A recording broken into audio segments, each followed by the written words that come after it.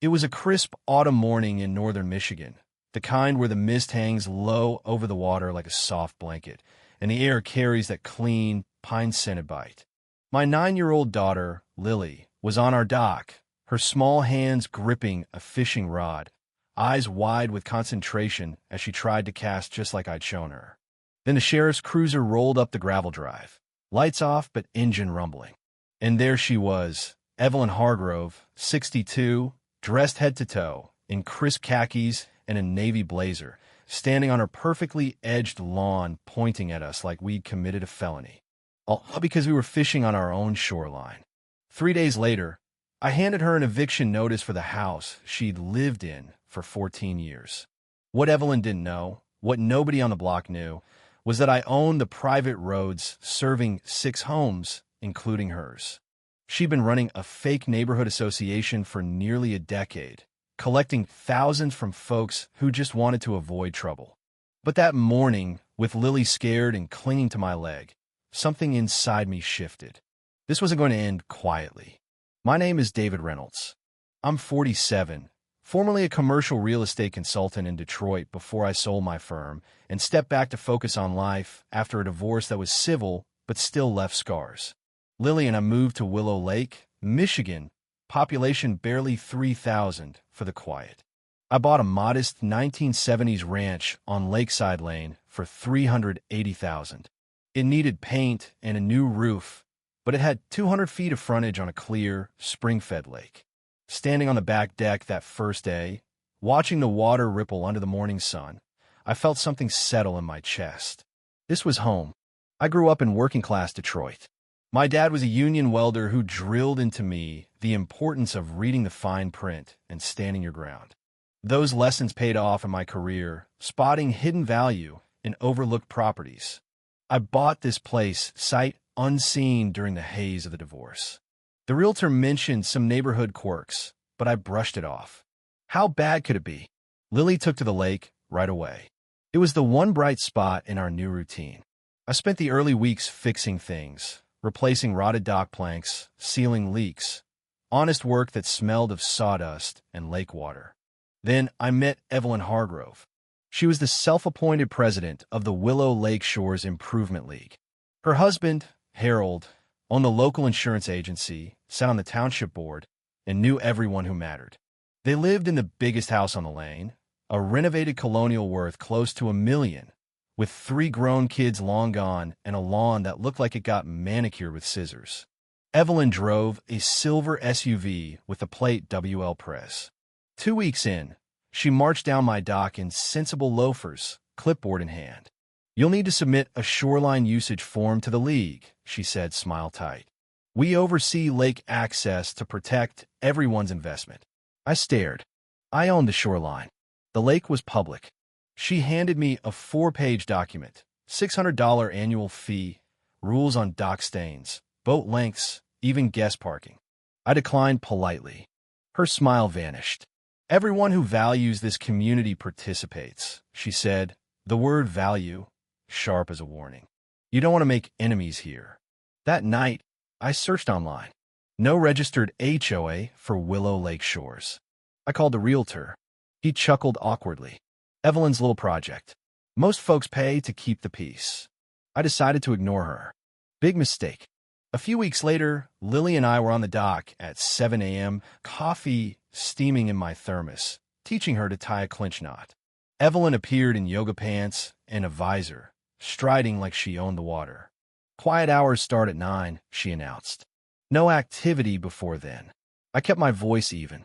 "There's no HOA, Evelyn. We're just fishing." She snapped photos with her phone, clicks loud in the stillness. "You're disturbing wildlife and violating standards." "I'm documenting."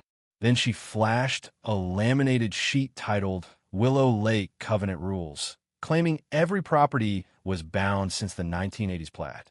I knew better.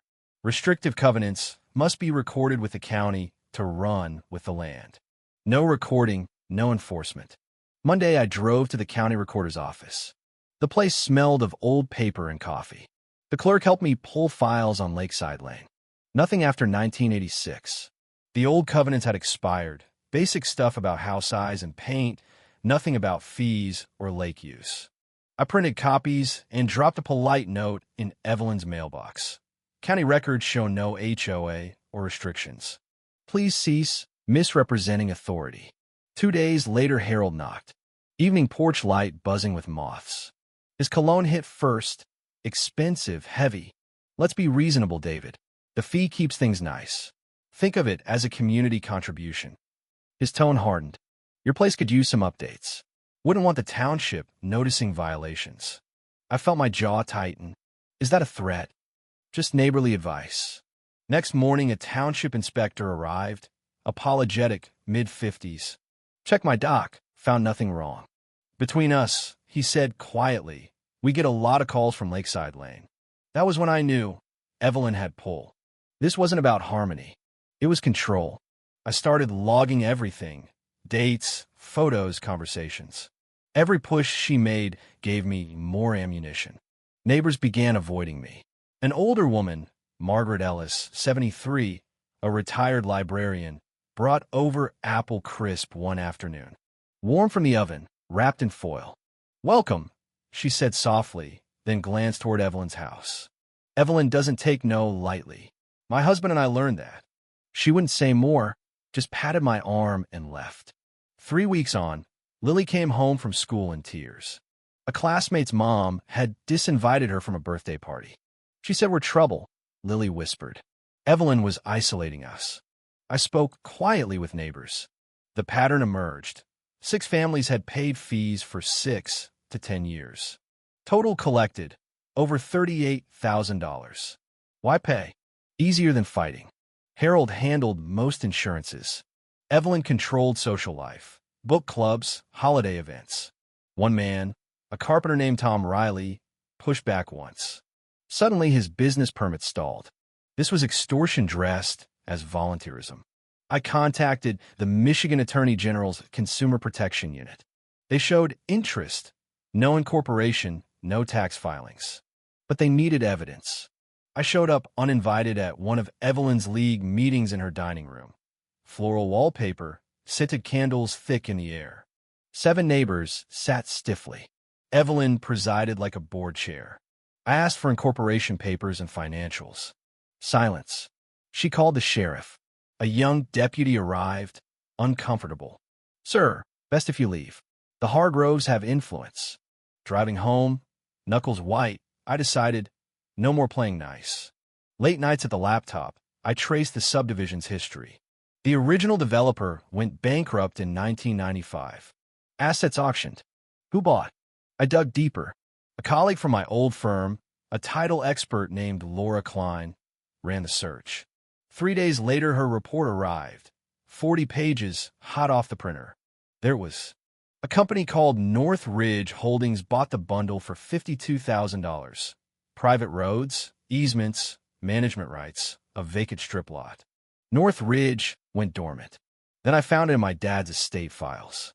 He'd received it in 2010 as part of a union settlement. When he passed in 2019, it transferred to me, listed as miscellaneous Michigan asset. No one followed up. I owned the roads. I owned access to 6 properties, including the Hargroves. Their driveway crossed my easement.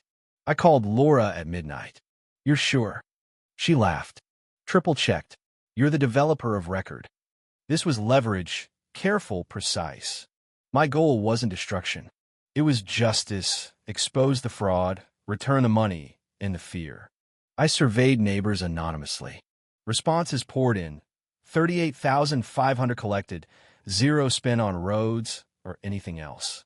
I hired a property attorney, Richard Cole, 60s, office smelling of leather-bound books. He reviewed, airtight. You control access. I recruited allies quietly. Margaret, who'd lost her husband and paid $2,800 fearing isolation. Tom Riley, who'd lost contracts.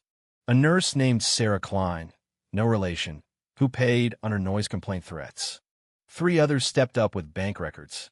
Evelyn's finances? Overextended, big mortgage, taxes behind, Harold's agency struggling. I sent a certified letter requesting a special meeting on transparency, citing state law. She scheduled it, at her house. Word spread. The local paper, Willow Lake Gazette, got interested. Reporter named Ellen Hayes smelled the story. The night before, Evelyn escalated. Anonymous call to the school about unstable home environment. Counselor called me in. I showed documents. She nodded. This is adult nonsense, not child welfare. That crossed the line. Meeting night. Her living room set like a boardroom. Name cards, refreshments, 3 lawyers in suits. My attorney there, projector ready. Neighbors arrived. Ellen and a photographer slipped in. Evelyn opened. Tonight, we reaffirm standards. I stood. First, show incorporation and financials. Fluster. Her lead lawyer tried to deflect. Neighbors spoke up, one by one. Margaret, where did my money go? Tom, you delayed my permits. Sarah, threats about my shifts. I projected the spreadsheet. Payments, no receipts. Then bank records. Monthly transfers to EH Consulting. Evelyn herself. Luxury purchases labeled office supplies. She screamed, "This is slander." It's only slander if false. Then the hammer. I projected the map. Silence. Harold burst in. My attorney. Adverse possession needs 20 years open and notorious. We just revoked. Sheriff arrived, called by someone. He listened, saw the evidence, the tears, the lawyers packing up. Evelyn collapsed in her chair. We left together, neighbors, attorney, reporter. Evelyn alone in her perfect house. Within weeks, restitution checks arrived, full amounts plus interest, apology letters. Evelyn pleaded to misdemeanor fraud, probation, community service, barred from any association. Harold's agency lost clients. They sold the SUV, cash policies, lost the house at a hit. Moved to a condo 40 miles away. I formed a real, voluntary association, transparent, low dues for roads only, elected board auditor. Neighbors approved unanimously. I turned the vacant strip into a public fishing pier and kayak launch, dedicated to my dad. A year later, Lily and I fished the same dock at dawn. No mist of fear. Margaret bakes pies, babysits. Tom and I grill on weekends. Block parties are real now. Laughter, no agendas. Justice isn't always loud. Sometimes it's quiet paperwork, steady pressure, and people finally speaking up. If you've dealt with bullies hiding behind fake authority or faced injustice that made you question right and wrong, share your thoughts in the comments. Have you ever stood up when the system seemed rigged? What do you think about when power gets abused in quiet neighborhoods? Does it deserve a hard response, or is there always a softer way? I'd like to hear your side.